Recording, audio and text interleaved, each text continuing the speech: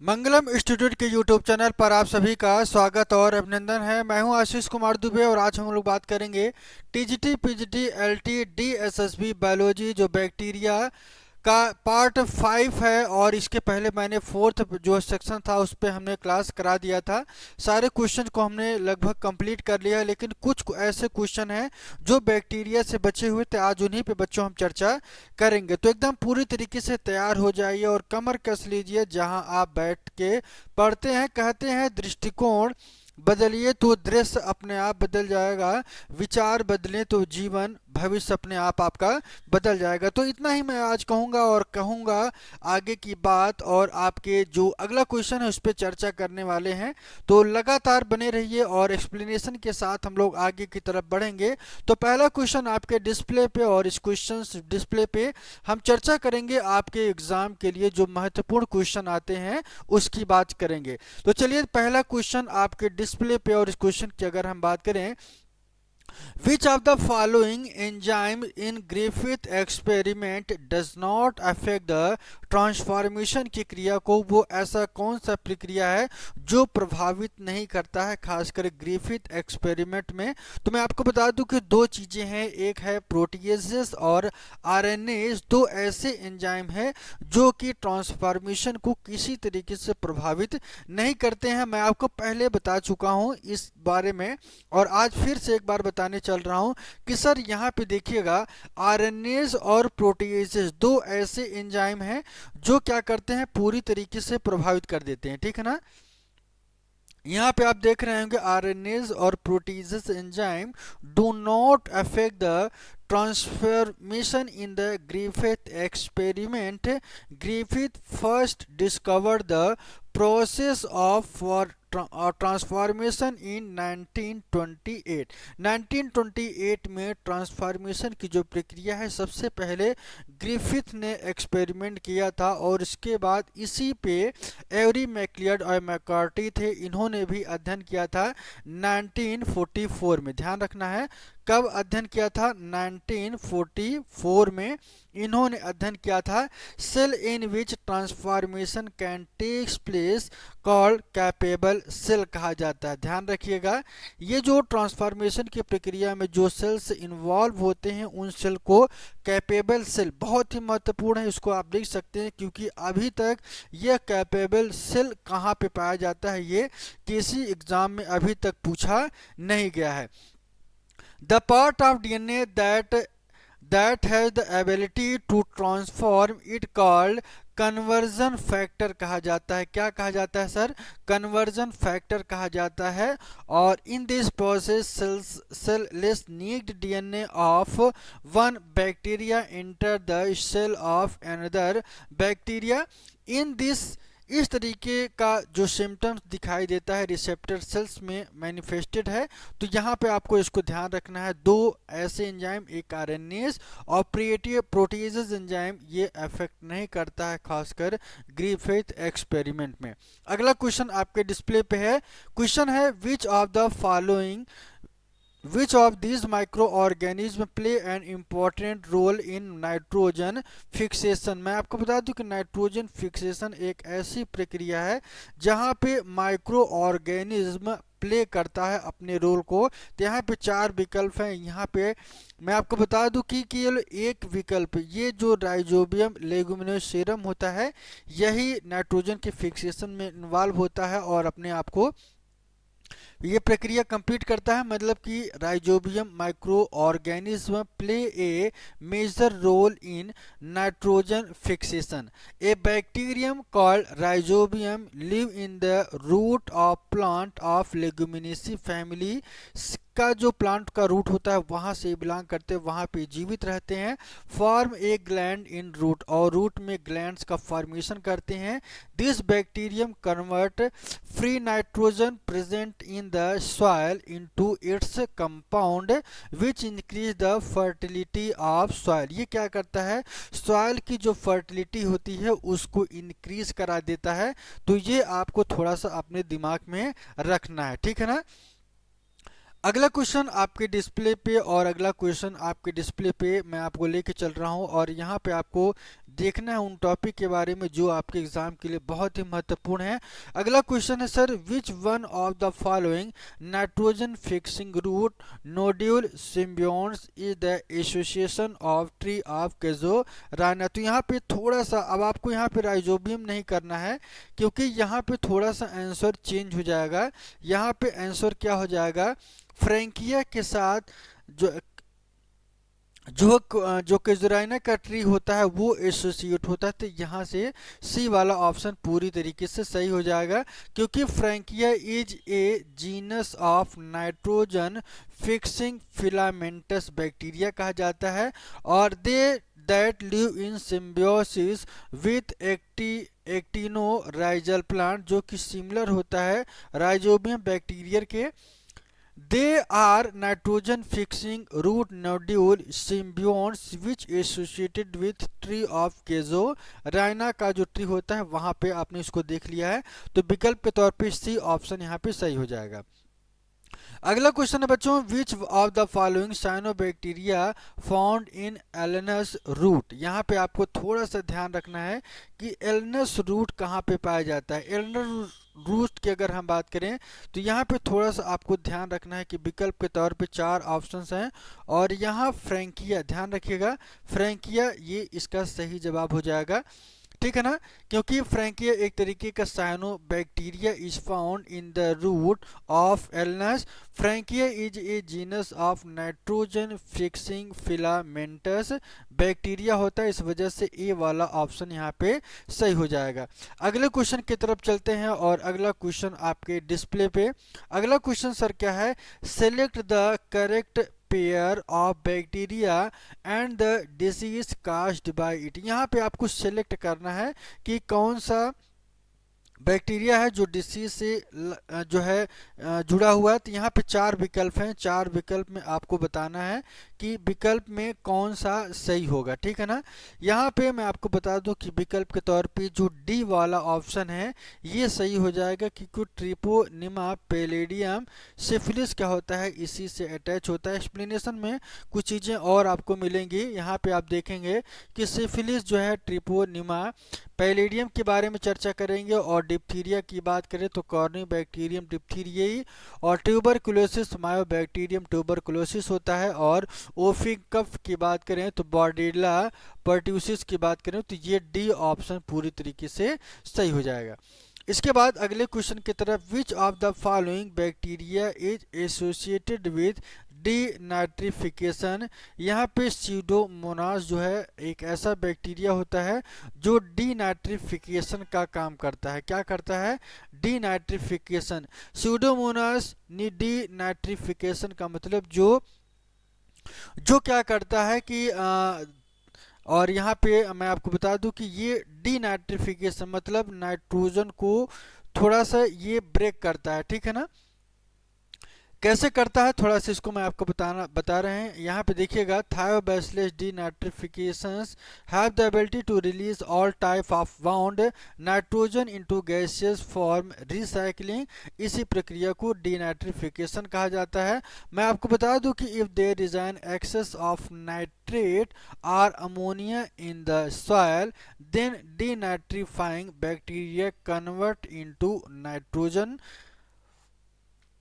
gas for a recycling. In this way they reduce the fertility of the land. Plant normally absorb nitrogen from soil in the form of nitrate through their root. तो विकल्प के तौर पे ए वाला option यहाँ पे पूरी तरीके से सही हो जाएगा। अगले क्वेश्चन की तरफ चलते हैं, और अगला क्वेश्चन आपके डिस्प्ले पे यहाँ पे देख लीजिएगा। क्वेश्चन अगला है, phytoplasma are closely related to. तो यहाँ पे मैं आपको बता दूं कि जो फाइटोप्लाज्मा है बैक्टीरिया से एकदम रिलेटेड होता है, क्योंकि phytoplasma are closely related to bacteria. They are These are obligate parasite of plant phloem tissue of the insect vector that are involved in their plant transmission. Phytoplasma were reported in 1967 by Japanese, ठीक है ना. Scientist who term the mycoplasma like organism पाया जाता है, इसके बारे में आप पढ़ चुके हैं, तो यहाँ पे सी वाला ऑप्शन करेक्ट हो जाएगा. अगला क्वेश्चन है bacteria are classified in the kingdom animalia, fungi, monera और प्रोटिस्टा. ये देखेंगे कि राजस्थान पीएससी पीजीटी बायोलॉजी 2013 में ये प्रश्न पूछा गया है कि बैक्टीरिया को किस किस किंगडम में क्लासिफाइड किया गया है. तो यहाँ पे मोनेरा के बारे में मैं आपको बता दूं कि मोनेरा में जितने भी प्रोकैरियोटिक थे उनको रखा गया था, क्योंकि Monera micro organism like bacteria, mycoplasma और etcetera common in the kingdom of which autotrophic होते हैं और मोस्टली ये हेटरोट्रॉप्स होते हैं which do not make their, ये अपना भोजन नहीं बना पाते हैं, डिपेंड ऑन अदर ऑर्गेनिज्म और डेड एंड डिकेइंग मैटर. ध्यान रखना है, तो सी वाला ऑप्शन यहाँ पे सही हो जाएगा. अगला क्वेश्चन है mycoplasma is the casual organism. चार ऑप्शन है little leaf of brinjal, citrus canker, wilt of cotton, wilt of arhar. चार विकल्प में कौन सा विकल्प यहाँ पे सही होगा, आपको इसी के बारे में बताना है. तो mycoplasma is the casual organism of, तो लिटिल लीफ ऑफ ब्रिंजल हो जाएगा. ये चार ऑप्शन आपका यहाँ पे एकदम यही सही हो जाएगा. इसे little leaf of brinjal mycoplasma के द्वारा होता है. बहुत पूछा गया, एलटी 2015 में ये क्वेश्चन पूछा गया है. इसके बाद मैं आपको बता दूं कि little leaf of brinjal disease is a mycoplasma born destructive disease of brinjal which is caused by the insect and leaf hopper, in which this disease plant remain dwarf and leaf remain small in size. Plant also bear fruit as they are very hard. Diseased plant should be uprooted and burn. तो यहाँ पे आपको ए वाला option आपका यहाँ पे सही हो जाएगा. ठीक है, इसके बाद अगले क्वेश्चन की तरफ चलते हैं. अगला क्वेश्चन है in bacteria conjugation was discovered by. चार ऑप्शन है लीडरबर्ग, टैटम है, Zinderberg, Lederberg, Watson, Crick and Hershey er Chase हैं. तो चार साइंटिस्ट मैं आपको बता दूं कि लीडरबर्ग और टैटम ने सबसे पहले कॉन्जुगेशन के बारे में बताया था. यही विकल्प यहाँ पे सही हो जाएगा, ये डायरेक्ट है, तो इस वजह से इसको आप थोड़ा सा ध्यान रख लेना है. Conjugation in bacteria was discovered by Lederberg and Tatum in 1946. Conjugation is the technique of transfer of genetic material from one bacteria to another placed in contact. जब एक दूसरे के संपर्क में आते हैं तो जीन का ट्रांसफर कर दिया है और इसी को कॉन्जुगेशन कहा जाता है. वाटसन क्रिक ने यूज्ड डीएनए एंड मॉडल दिया था, डबल हेलिक्स का मॉडल इन्होंने दिया था. तो यहाँ पे आपको थोड़ा सा ध्यान रखने की बात है. अगला क्वेश्चन आपके डिस्प्ले पे, और अगला क्वेश्चन बहुत ही इंपॉर्टेंट है क्योंकि ये आपके एग्जाम में आया हुआ है. Citrus canker is a example of, ये एक तरीके का बैक्टीरियल डिसीज होता है. तो ए ऑप्शन यहाँ पे सही हो जाएगा क्योंकि सिट्रस कैंकर एक ऐसा एग्जाम्पल है जो कि जैंथोमोनास सिट्री के द्वारा होता है. That causes significant damage to citrus species, running crop and preventing trade. Citri क्या करता है, ये इफेक्ट करता है पत्तियों को, ट्विग्स को, फ्रूट ऑफ सिट्रस को, प्लांट को, causing the leaf of drop and unripe fruit to fall to the ground. तो विकल्प के तौर पे आपका सी वाला ये क्या डिसीज होती हैं, यहाँ पे आपको थोड़ा जो अनराइप फ्रूट होते हैं वो जमीन के नीचे गिर जाते हैं. तो ये खासकर सिट्रस फ्रूट में तब होता है जब वहाँ पे ये बीमारी क्रिएट होती है. बैक्टीरिया आपको ध्यान रखना है कि सर ये जैंथोमोनास सिट्री जो है यही बहुत ही इम्पोर्टेंट है और इसको इसी वजह से ये जल्दबाजी में लोग गलत करके आते हैं और उम्मीद करते हैं आप गलत नहीं करेंगे.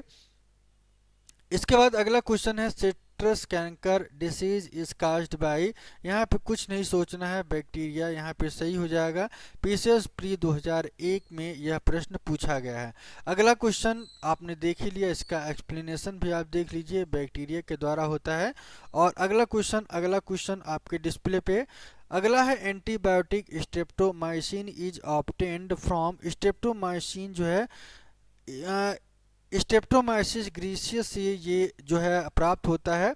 इसके बाद मैं आपको बता दूं कि डिटेल एक्सप्लेनेशन, सबसे जो फर्स्ट एंटीबायोटिक डिस्कवर्ड किया था वैक्समैन ने in 1944 for which awarded Nobel prize in 1952। He obtain the antibiotic from a bacterium जिसे स्ट्रेप्टोमाइसिस ग्रीसियस कहा जाता है। स्ट्रेप्टोमाइसिस ग्रीसियस एक तरीके का gram positive plus type of bacteria होता है, तो विकल्प के तौर पे ए वाला ऑप्शन यहाँ पे सही हो जाएगा। इसके बाद आगे की तरफ चलते हैं और अगला क्वेश्चन आपके डिस्प्ले पे, यहाँ पे आपको थोड़ा सा सोचना होगा कि which of the following was discovered by Waksman. Waksman के द्वारा सबसे पहले स्ट्रेप्टोमाइसिन की खोज की गई थी, ये मैं आपको पहले बता चुका हूँ, तो विकल्प के तौर पे ए सही हो जाएगा। अगला question, a bacterial cell divide every minute, it takes an hour to fill up a cup, how much time will it take to quarter of the cup. तो यहाँ पे विकल्प में आपको बताना है कि सर यहाँ पे कौन सा सही हो जाएगा, क्योंकि बैक्टीरियल सेल यदि कोई प्रत्येक मिनट डिवाइड होता है तो ये फिल करता है एक कप एक हावर्स में, और ये लगभग 58 मिनट लेता है quarter cup of the bacterial cell का। यहाँ पे हमारे पास 59 मिनट अगर में हाफ कर जाता है। और एग्जांपल यहाँ पे क्या होता है, माइटोसिस की क्रिया होती है, क्योंकि in which after each division of mother cell give rise to two daughter cell in which number of chromosome is equal to that of mother cell। तो विकल्प के तौर पे कौन सा सही हो जाएगा, सी ऑप्शन एग्जैक्टली सही हो जाएगा, ठीक है ना।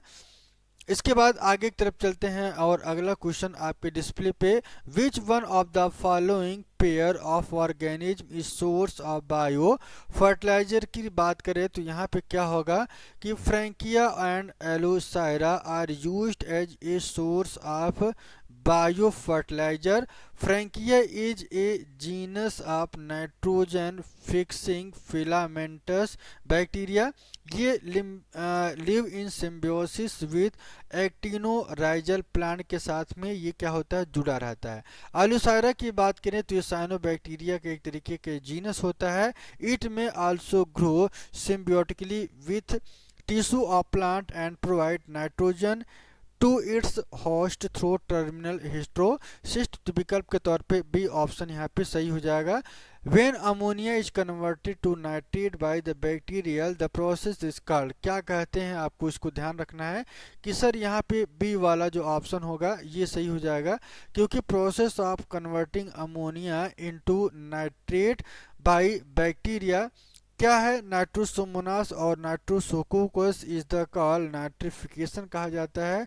This bacteria convert ammonia into nitrate, nitrification is the process that convert ammonia to nitrate is another important step in global nitrogen cycle. तो बी वाला ऑप्शन यहाँ पे सही हो जाएगा। यहाँ पे आप स्ट्रक्चर में देख रहे होंगे कि नाइट्रिफिकेशन में सबसे पहले अमोनिया टूटता है और अमोनिया नाइट्राइट में, फिर नाइट्राइट के बाद नाइट्रेट में, फिर नाइट्रिक ऑक्साइड में, और फिर नाइट्रस ऑक्साइड और नाइट्रोजन में ये कन्वर्ट कर जाता है। तो ये आपको थोड़ा सा यहाँ पे ध्यान रखना है, ठीक है। इसके बाद थोड़ा सा और आगे की तरफ चलते हैं। Bacteria in the plant and fungi are following types of structure. आप जानते हैं कि कोकस जो है स्फेरिकल शेप में, बैसिलस जो है रॉड शेप में, और स्फेरिटोसाइड जो है स्पाइरल में होता है। तो plant disease caused by bacteria in the absence जो है रॉड शेप्ड बैक्टीरिया होता है, इसको आप थोड़ा सा ध्यान रखना है। अगला क्वेश्चन आपके डिस्प्ले पे है और यहाँ पे मैं आपको बता दूं कि जो प्लांट जो बीमारी क्रिएट करने वाला जो बैक्टीरिया है, प्लांट पैथोजेनिक बैक्टीरिया जो है कौन सा होता है, तो यहाँ पे चार ऑप्शंस में रॉड शेप जो बैक्टीरिया होता है सबसे ज़्यादा बीमारी जो है क्रिएट यही करता है। तो आज के लिए इतना है, फिर मिलेंगे अगले टॉपिक में, जूलॉजी का लेके आएंगे जो कि एनिमल क्लासिफिकेशन का जो टॉपिक होता है उस पर चर्चा करें। तो आज के लिए तो इतना ही, और फिर हमारी मुलाकात अगले क्लास में होगी। तो bye bye and take care, अपना ध्यान रखिए और ईमानदारी से रिवाइज करते रहिए और पढ़ते रहिए। खासकर जो DSSB की तैयारी कर रहे हैं वो भी अपनी सिलेबस को देखते रहें, ठीक है। चलिए।